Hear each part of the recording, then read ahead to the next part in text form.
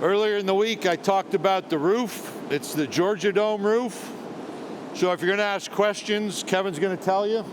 You need to project and use your coaching voice. So we're going to use our coaching voice. Josh Heupel is the Steve Spurrier First Year Coach of the Year award, only two-time winner of that award in its history, in 2018 and 2021. As a head coach, Josh ranks in the top 10 among head coaches nationally in NFL draft picks produced in the last two NFL drafts combined. As a college football player, he was runner-up for the Heisman Trophy in 2000, led the Oklahoma Sooners to an undefeated regular season and a national championship, finishing with a victory over Florida State in the 2001 Orange Bowl. We are in the College Football Hall of Fame. That's the Captain Obvious moment. Josh is on the ballot for this year's College Football Hall of Fame nominees from the National Football Foundation. He's the son of a coach. His father, Ken, joined him watching film when his father was head coach at Division II Northern State University, and I think is ingrained in him football, as we were talking about some of the specifics of the game behind the curtain. Native of Aberdeen, South Dakota, he led the Tennessee Volunteers for last year in offense. Scoring offense jumped 99 spots in FBS rankings, going from 108th in the 2020 season to 7th in 2021, shattering 8 team single-season records. University of Tennessee head coach Josh Heupel.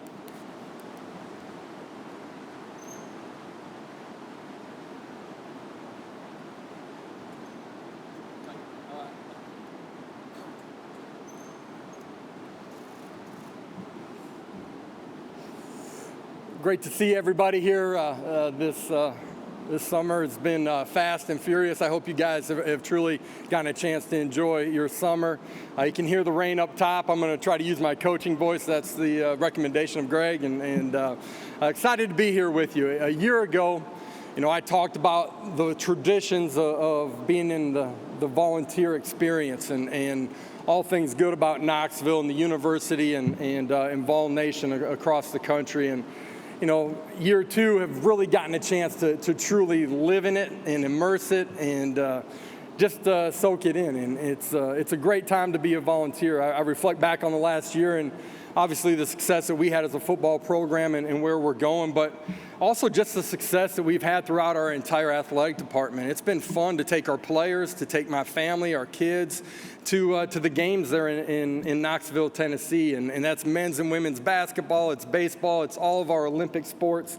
So many positive things happening on campus there. And for us on the football side of it, exciting about the renovations and the expansion of our current Anderson training facility, great players lounge recovery area, over $100 million project in reinvigorating Neyland Stadium, which is one of the great venues in all of college sports, and so much excitement that exists surrounding Vol Nation. It's been a lot of fun, and a great amount of that is due to our leadership. Danny White, our athletic director, Chancellor Plowman, and our president, Randy Boyd. Great leadership that has a vision of how we want to compete, giving our players all the resources that they need, and they're going to go out and chase it every single day for us. It's been fun. A year ago, I talked about we were in a race to become as good as we could, as fast as we can. And I'm really proud of what we did in that first 12 months, but so excited about what's going to happen in the future here too. And we took great strides in year one in our culture, a sense of accountability, the standards that we were going to have inside of our program. How are we going to compete together and enjoy that process, and how we were going to be connected and love one another. And as much as anything, we've improved in that area, not just from where we finished the season, but since we got back in January, and really excited about what's happening there. Last year, we broke 8 school records on the offensive side of the football. We finished top 10 in the country in tackles for loss. I think we had 5 guys that were drafted, the most inside of our program since 2017. There's a ton of excitement. I think, everybody in Vol Nation, recruits across the country, our fan base, you can feel and sense that energy every single day. And a lot of our success can be attributed to the three guys that we brought here today. Three really special players, but even better people, and how they approach everyday life and how they live their life outside of the game. Hendon Hooker, you guys know his story, transfer that came into our program a year ago, earned the starting job, competed so consistently throughout the year, grew throughout the year, and has taken great strides this offseason. A young man that had an opportunity to declare for the draft, chose to come back to our program, I believe because of the culture that we have and the improvements that he knew he could make in coming back and helping his career as he steps to that next level after the season is over. And Hendon's a pure winner. He is a great leader inside of our program. I think from year one to year two, that's one of the things that he's really been able to gravitate to and grab a hold of, is that leadership component. And everybody inside of our building, feels his energy and focus every single day. I know I'll get questions about NIL here at some point. Man, Hendon is all things good about NIL. You look at the scriptures book that he co-wrote, his impact on our community and the youth inside of our community. I think that's exactly what NIL should be, and so proud of what he's done. Safety that's with us, Trey Flowers, young man that's from Atlanta. So excited as we got on the plane today about coming home and being able to represent himself, his family, and our program. Fifth-year player that's made great strides in the offseason, physically changing his body, the focus that he's coming to the building every single day with, and another young man that's really grown on the leadership side of it. And then Cedric Tillman, who a year ago nobody had really heard of. Now he's regarded as one of the best at his position at wide receiver in the entire country. His work habits a year ago, parlayed into him playing the way that he did. And certainly as we look forward, expect great things from him. But I think it's a great story about college football. And as we embark on this part of the year, the work that guys have put in since January, giving themselves a chance to make that next step as a player when we get on the football field this fall. Really excited about his future here this year and in the future. For us, looking ahead as we have prepared, since January in each quarter of our off season. One of the things that we've been stressing is the ability to finish, and that comes from a lot of different things. It comes from how you live your daily life, your ability to finish a rep inside of your strength and conditioning program. It comes in how you finish a semester academically, and I'm really proud of what we're doing. A year ago, we had 4 or 5 games that we had an opportunity to win in the fourth quarter. We didn't end up on the right side of that. Finishing the right way is something that I think we've taken a great stride in here during our offseason, but it's been very purposeful in who we are every single day. Our work habits had to greatly increase from a year ago. We talked about, as a football team, teams that hope, teams that believe, and then teams that expect. And teams that expect to win, they find a way to win because of the work that they've put in during the offseason. That's been one of our focuses, and I'm really proud of the strides that our team has taken since last January. Excited about getting on the football field with them here in a week or so as we embark on training camp, and can't wait for fall to kick off. We get a chance to open up on Thursday night in front of the entire country, and looking forward to ball walk and running out the tee and getting ready to compete inside of Neyland Stadium. So with that, I'll open it up to questions. Thank you, Coach. If you have a question, raise your hand. If you can stand, we ask you to do so, and please speak directly into the mic with your name and affiliation, as it gets a little bit harder to hear right now. So we'll start right in front of us, Coach. Johnny. Good morning, Coach. Johnny Ballpark Franks with Franks Media in Nashville and Huntsville. You enjoyed tremendous success as a player, finishing as the runner-up for the Heisman Trophy. How has your success as a player helped you in your coaching career, especially as head coach with Tennessee? Yeah, I think, for myself, embarking on the challenge that we did 18 months ago at Tennessee and rebuilding an iconic, historic program, I was able to look back at my playing career, a program that hadn't been to a bowl game for 5 straight years before we got there. Obviously, a great amount of success in my first 2 years there. What were the footprints, the strongholds that you had to have inside of your program to grow? I certainly look back on my playing career from a global view inside of the program, but also personally too, and in the route that I took to get there, the work habits that I had to have to become the player that I became. And, one of the things that, for our players that I talk about, and certainly like Cedric and Hendon this year, great numbers a year ago, and as they, put the challenge in front of themselves for year two, it's never going to be about the numbers. My numbers in year two as a player weren't near the numbers that I had in year one. However, we found ways to win football games, and it's going to be about winning football games. And those are things that I talk about inside the quarterback room. I talk about with our staff, but also things that I share with our entire program on a time-to-time basis. Coach, we'll go over to our right side along the aisle. Vince. Hey, Josh, Vince Ferrara, 99.1, the Sports Animal. Obviously, it's about the team offensively, but now with Velus, Javonte, some of the guys that you lost at wide receiver from a year ago, what kind of extra attention do you expect Cedric Tillman to get from defenses this year? And what's been your experience counteracting a guy that's maybe a prime target at wide receiver? Yeah, a year ago, who thought Ced was going to have the year that he had, or Velus was going to become a high draft pick like he became, or Javonte was going to have the impact that he had inside of our offense too? And that's the great thing about college football is that, a quarter of your roster is turning over every single year. A lot of great players leave, but with that, there's great opportunity. Certainly, Ced's going to get a ton of attention, and it's our role as offensive staff to put him in a position to create some isolations, create one-on-one still, and find a way to get him the football. But it's imperative for us offensively that the guys at the other positions step up and play at a championship level too. Really proud of Jalen Hyatt and the steps that he's made. I think there's great competition inside of our program at the slot position.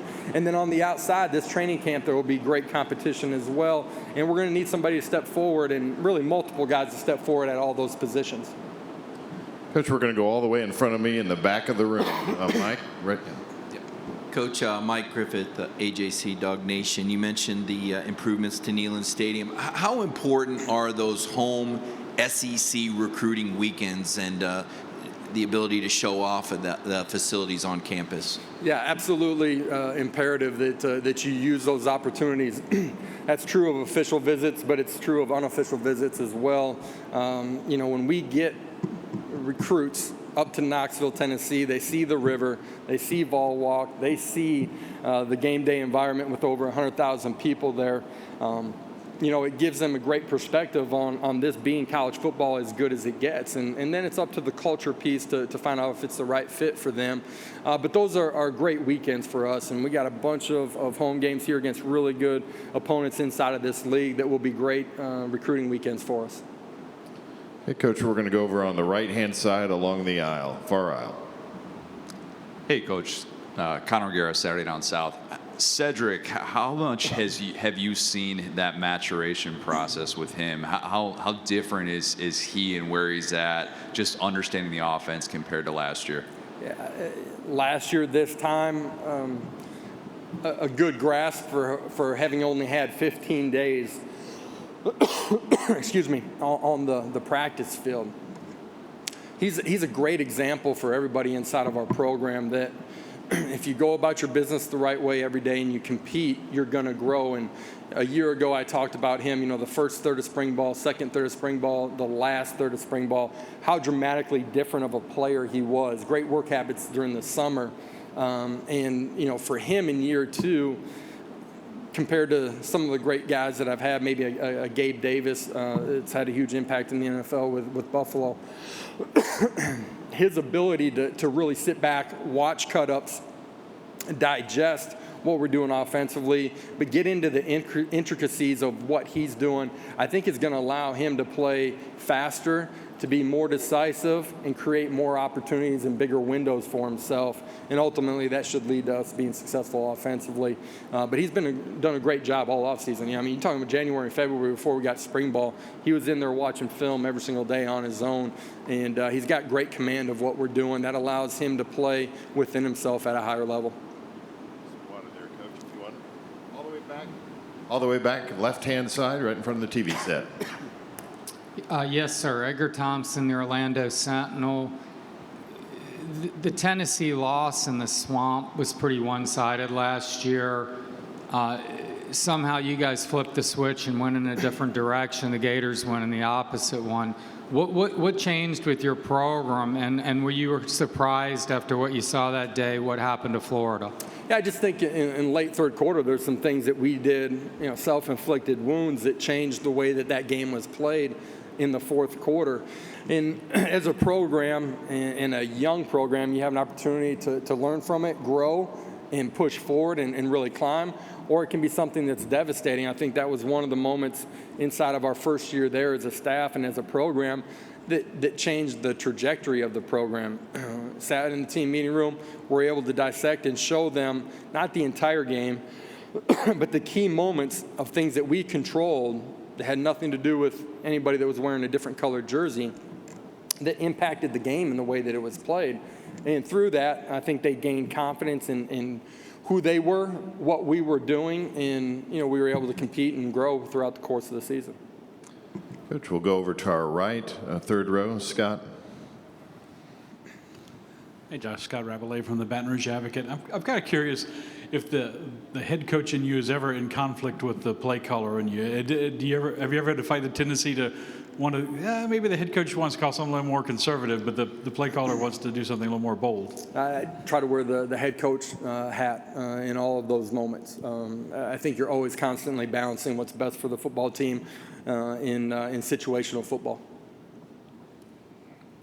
Hey, we're going to come up here. We've got one here on the second row with Bob over here on our left. Here comes the mic. Bob.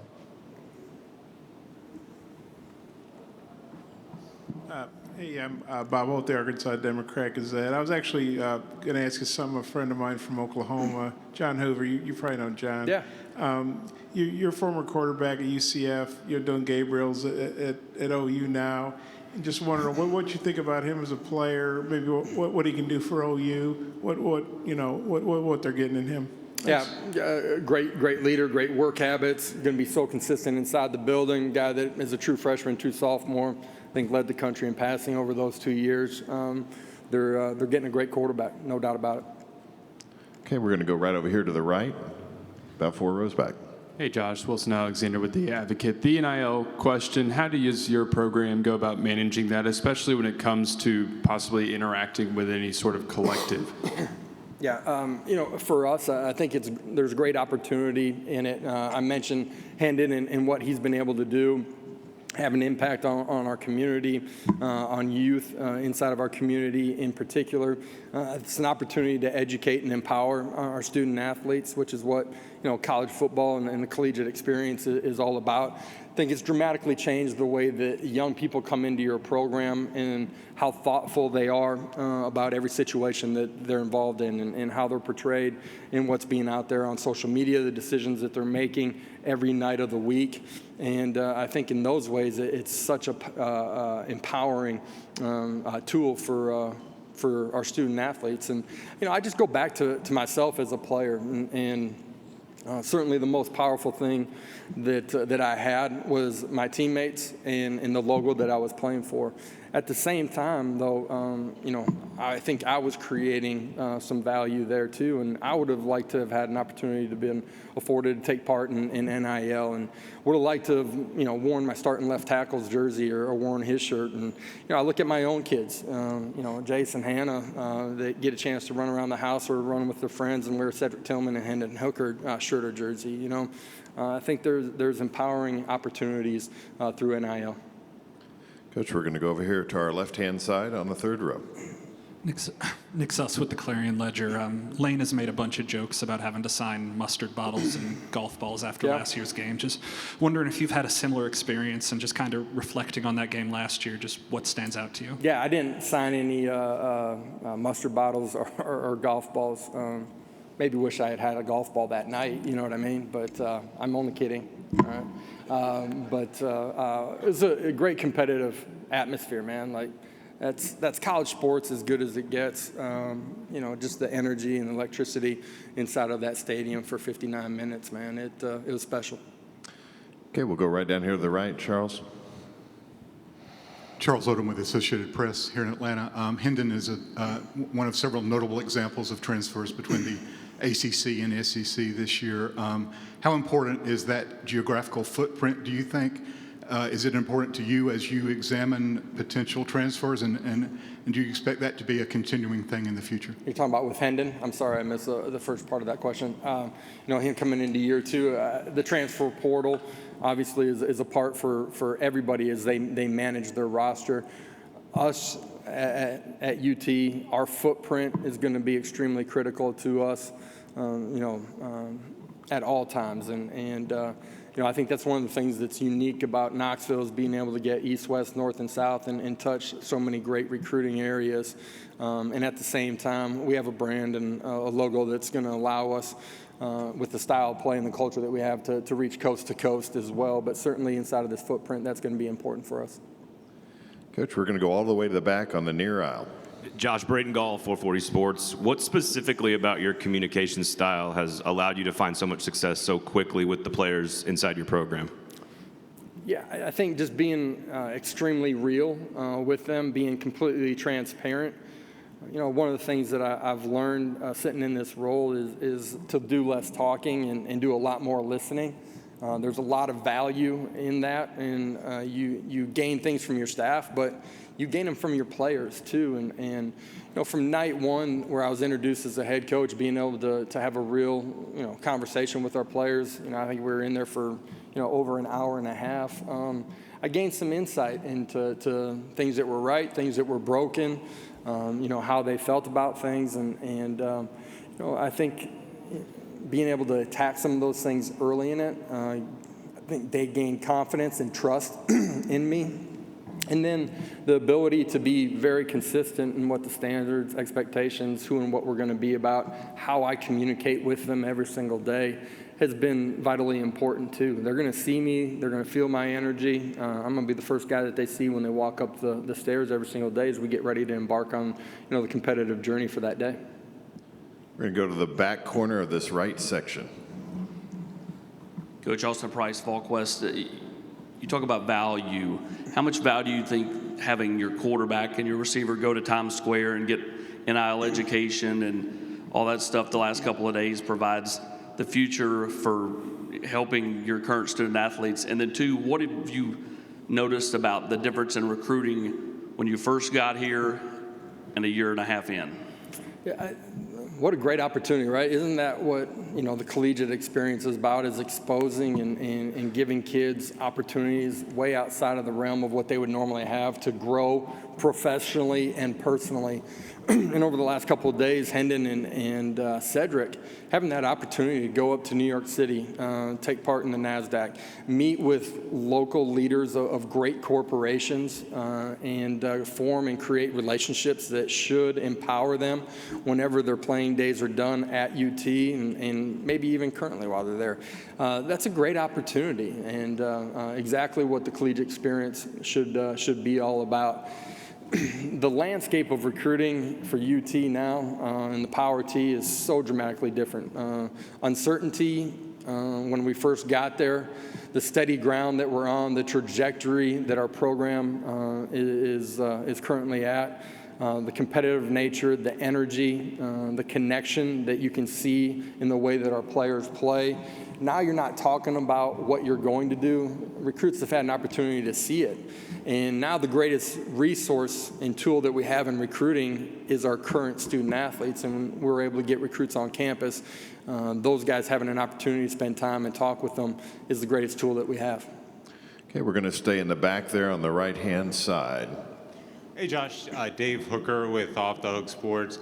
We're still in this infancy of NIL, and I'm just curious what lessons you've learned in the early stages of dealing with that. Yeah, I think it's extremely important that you have a great culture inside of your locker room, that you have strong leadership, that you're able to have an open dialogue, be transparent and be honest with them as you see things that maybe are coming up as an issue or things that they're struggling with. Educating and empowering them and giving them an opportunity to have their voice heard and to be real with them. And as long as you do that, I think you're going to have consistent and constant buy-in from your players. You're going to have trust from them, which are some of the key ingredients inside of your program. Okay, we're going to go over here on our right-hand side. Coach Stephen Hargis from the Times Free Press in Chattanooga. You've talked about how the biggest improvements come from year one to year two. I'm curious, defensively, what have you seen that you guys are going to make those needed improvements, specifically on third down? Yeah, it can be the greatest, from game one to game two, year one to year two can be the greatest push of growth inside of your program. But it comes down to your work habits every single day. I am proud of what we've done up until this point. We got a long ways to go before we even kick off on opening night. For us defensively, there's a lot of things that we did extremely well. You look at our tackles for loss, getting people into third and long. We got to be better in third and long situations, which you're playing where you want to defensively when you're in that position. And then we got to get better in the red zone too, of forcing field goals and create negatives there and not giving up 7 points. A part of that is being able to affect the quarterback, not just with pressures, but with a four-man rush. We got to have some competition on the defensive line. I think we've certainly gained in the depth that we have inside of our program. A year ago, we were with 69 scholarship players as we opened fall training camp. We were the thinnest football team in America, hands down, not even close. You look across America, most people were playing with 90 to 95 because of COVID seniors. And we're deeper than we were. We're not as deep as we need to be. We'll still be under 85. But I think the depth, the competition, the year inside of our system, a year in strength and conditioning, the ability to strain, finish, and focus at the end of football games should allow us to take a step defensively for sure. Okay, we have time for a couple more. We'll start in front of me, in the section in front of me, about 3/4 of the way back. Adam Sparks, Knox News. Josh, with the success you had in year one, expectations are now higher. People want even more. How do you feel? How do you feel about being at a program where there's always a hunger to do better the next year as the previous year? Man, I don't want to be anywhere where there isn't hunger to be better. The expectations are never going to be higher outside of the building than they are inside of the building. Getting our kids to understand and not pay attention or not soak in the outside noise. They're going to hear it. They're going to see it. But it can't change the way that you strain, you focus, and you go about your daily habits. A year ago, what was being said outside of our program had nothing to do with who and what we were as a program. When I came up here for Media Day a year ago to who and what we were when we opened up the season last fall and how we competed every single week. The outside noise will have nothing to do with who we are this fall either. We got to do a great job of continuing on this journey, competing, finishing our summer workouts here next week, and then having a great training camp, doing it one day at a time. Okay, we'll take one final question over on the right side on the far aisle. Dave. Josh, just in terms of your offense and the evolution of it, I know tempo is the key, but in terms of growing it into year two, how important is it to have a 4-minute type of offense, be able to hold the ball with the lead and moving forward? Yeah, tempo is one of the tools that we use to apply pressure to a defense. There's a lot of things that we use. That's one of our best and greatest tools for sure. When we've been playing from ahead, that 4-minute offense is something that we have used. The different places that I've been, we've been extremely successful in it. A lot of that stems from the fact that we're able to rush the football. Guys get caught up in quarterback numbers and wide receivers numbers. At the end of the day, it all starts for us in the ability to run the football, control the line of scrimmage. But we need to play from ahead and then be able to do those things that you're talking about. Coach Heupel, thank you for your time this morning. Appreciate it, guys. Have a great afternoon.